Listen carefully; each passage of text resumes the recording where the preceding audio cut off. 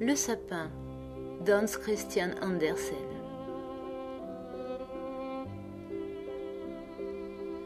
Là-bas dans la forêt, il y avait un joli sapin. Il était bien placé. Il avait du soleil et de l'air. Autour de lui poussaient de plus grands camarades, pins et sapins. Mais lui était si impatient de grandir qu'il ne remarquait ni le soleil ni l'air pur, pas même les enfants de paysans qui passaient en bavardant lorsqu'ils allaient cueillir des fraises ou des framboises. « Oh, si j'étais grand comme les autres !» soupirait le petit sapin. « Je pourrais étendre largement ma verdure et de mon sommet contempler le vaste monde. Les oiseaux bâtiraient leur nid dans mes branches, et lorsqu'il y aurait du vent, je pourrais me balancer avec grâce comme font ceux qui m'entourent. » Le soleil ne lui causait aucun plaisir, ni les oiseaux, ni les nuages roses qui, matin et soir, naviguaient dans le ciel au-dessus de sa tête. L'hiver, lorsque la neige étincelante entourait son pied de sa blancheur, il arrivait souvent qu'un lièvre bondissait, sautait par-dessus le petit arbre. Oh, que c'était agaçant! Mais 2 hivers ayant passé, quand vint le 3e, le petit arbre était assez grand pour que le lièvre fût obligé de le contourner. Oh, pousser, pousser, devenir grand et vieux, c'était là, pensait-il, la seule joie au monde. En automne, les bûcherons venaient et abattaient quelques-uns des plus grands arbres. Cela arrivait chaque année, et le jeune sapin, qui avait atteint une bonne taille, tremblait de crainte, car ces arbres magnifiques tombaient à terre dans un fracas de craquements. Où allaient-ils? Quel devait être leur sort? Au printemps, lorsqu'arrivèrent l'hirondelle et la cigogne, le sapin leur demanda « Savez-vous où on les conduit? Les avez-vous rencontrés ?» Les hirondelles n'en savaient rien, mais la cigogne eut l'air de réfléchir, hocha la tête et dit « Oui, je crois le savoir. J'ai rencontré beaucoup de navires tout neufs en m'envolant vers l'Égypte. Sur ces navires, il y avait des maîtres-mâts superbes. J'ose dire que c'était eux. Ils sentaient le sapin. Oh, si j'étais assez grand pour voler au-dessus de la mer! Comment est-ce au juste la mer? À quoi cela ressemble-t-il? C'est difficile à expliquer, répondit la cigogne. Et elle partit. Réjouis-toi de ta jeunesse, dirent les rayons du soleil. Réjouis-toi de ta fraîcheur, de la jeune vie qui est en toi. Le vent baisa le jeune arbre, la rosée versa sur lui des larmes, mais il ne les comprit pas. Quand vint l'époque de Noël, de tout jeunes arbres furent abattus, n'ayant souvent même pas la taille ni l'âge de notre sapin, lequel, sans trêve ni repos, désirait toujours partir. Ces jeunes arbres étaient toujours les plus beaux, ils conservaient leurs branches, ceux-là, et on les couchait sur les charrettes que les chevaux tiraient hors de la forêt. « Où vont-ils » demanda le sapin. « Ils ne sont pas plus grands que moi. Il y en avait même un beaucoup plus petit. Pourquoi leur a-t-on laissé leur verdure ?»« nous le savons, gazouillèrent les moineaux. En bas dans la ville, nous avons regardé à travers les vitres. Nous savons où la voiture les conduit. Oh, ils arrivent au plus grand scintillement, au plus grand honneur que l'on puisse imaginer. À travers les vitres, nous les avons vus, plantés au milieu du salon chauffé et garni de ravissants objets, pommes dorées, gâteaux de miel, jouets et des centaines de lumières. Suis-je destiné à atteindre aussi cette fonction? Dit le sapin tout enthousiasmé. C'est encore bien mieux que de voler au-dessus de la mer. Je me languis ici. Que n'est-ce déjà Noël? Je suis aussi grand et développé que ceux qui ont été emmenés l'année dernière. Je voudrais être déjà sur la charrette et puis dans le salon chauffé au milieu de ce faste. Et ensuite, il arrive sûrement quelque chose d'encore mieux, de plus beau. Sinon pourquoi nous décorer ainsi? Cela doit être quelque chose de grandiose et de merveilleux. Mais quoi? Oh, je m'ennuie, je languis. Sois heureux d'être avec nous, dirent l'air et la lumière du soleil. Réjouis-toi de ta fraîcheur et libre jeunesse. Mais le sapin n'arrivait pas à se réjouir. Il grandissait et grandissait. Hiver comme été, il était vert, d'un beau vert foncé, et les gens qui le voyaient s'écriaient « Quel bel arbre !» Avant Noël, il fut abattu le tout premier. La hache trancha d'un coup dans sa moelle. Il tomba, poussant un grand soupir. Il sentit une douleur profonde. Il défaillait et souffrait. L'arbre ne revint à lui qu'au moment d'être déposé dans la cour avec les autres. Il entendit alors un homme dire « Celui-ci est superbe, nous le choisissons !» Alors vinrent 2 domestiques en grande tenue qui apportèrent le sapin dans un beau salon. Des portraits ornaient les murs, et près du grand poêle de céramique vernie, il y avait des vases chinois avec des lions sur leurs couvercles.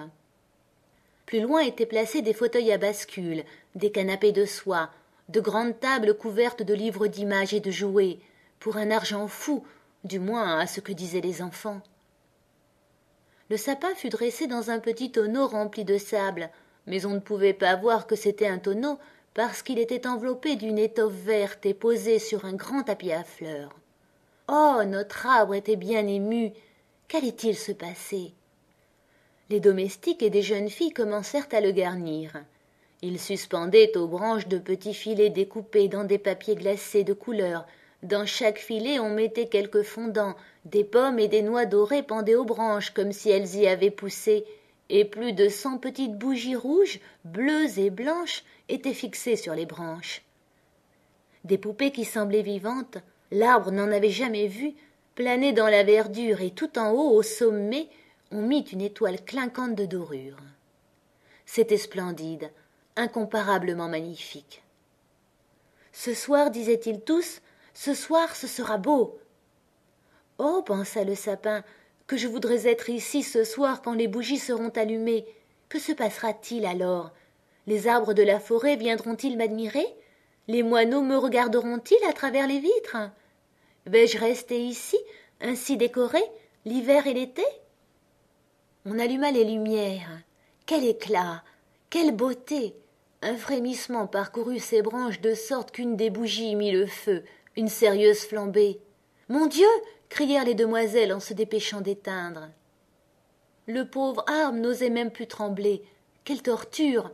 Il avait si peur de perdre quelques-unes de ses belles parures. Il était complètement étourdi dans toute sa gloire. Alors la porte s'ouvrit à 2 battants. Des enfants en foule se précipitèrent comme s'ils allaient renverser le sapin. Les grandes personnes les suivaient posément. Les enfants s'arrêtaient un instant seulement, puis ils se mettaient à pousser des cris de joie, quel tapage, et à danser autour de l'arbre. Ensuite on commença à accueillir les cadeaux l'un après l'autre. « Qu'est-ce qu'ils font ?» se demandait le sapin. « Qu'est-ce qui va se passer ?» Les bougies brûlèrent jusqu'aux branches. On les éteignait à mesure, puis les enfants eurent la permission de dépouiller l'arbre complètement. Ils se jetèrent sur lui, si fort que tous les rameaux en craquaient. S'il n'avait été bien attaché au plafond par le ruban qui fixait aussi l'étoile, il aurait été renversé. Les petits tournoyaient dans le salon avec leurs jouets dans les bras. Personne ne faisait plus attention à notre sapin, si ce n'est la vieille bonne d'enfant qui jetait de ci de là un coup d'œil entre les branches pour voir si on n'avait pas oublié une figue ou une pomme. « Une histoire! Une histoire !» criaient les enfants en entraînant vers l'arbre un gros petit homme ventru. Il s'assit juste sous l'arbre. « Comme ça, nous sommes dans la verdure, et le sapin aura aussi intérêt à nous écouter. Mais je ne raconterai qu'une histoire. Voulez-vous celle d'Ived Aved ou celle de Dumpy le ballot qui roula en bas des escaliers, mais arriva tout de même à s'asseoir sur un trône et à épouser la princesse ?» L'homme racontait l'histoire de Dumpy le ballot qui tomba du haut des escaliers, gagna tout de même le trône et épousa la princesse. Les enfants battaient des mains. Ils volaient aussi entendre l'histoire d'Ived Aved, mais ils n'en eurent qu'une. Le sapin se tenait coi et écoutait. « Oui, oui, voilà comment vont les choses dans le monde, » pensait-il. Il croyait que l'histoire était vraie, parce que l'homme qui la racontait était élégant. « Oui, oui, sait-on jamais, peut-être tomberai-je aussi du haut des escaliers et épouserai-je une princesse ?» Il se réjouissait en songeant que le lendemain il serait de nouveau orné de lumière et de jouets, d'or et de fruits. Il resta immobile et songeur toute la nuit. Au matin, un valet et une femme de chambre entrèrent. « Voilà la fête qui recommence, » pensa l'arbre. Mais ils le traînèrent hors de la pièce, en haut des escaliers au grenier, et là, dans un coin sombre, où le jour ne parvenait pas, ils l'abandonnèrent. « Qu'est-ce que cela veut dire ? Qu'est-ce que je vais faire ici ?» Il s'appuya contre le mur réfléchissant. Et il eut le temps de beaucoup réfléchir, car les jours et les nuits passaient sans qu'il ne vînt personne là-haut, et quand enfin il vint quelqu'un, ce n'était que pour déposer quelques grandes caisses dans le coin. Elle cachait l'arbre complètement. L'avait-on donc tout à fait oublié?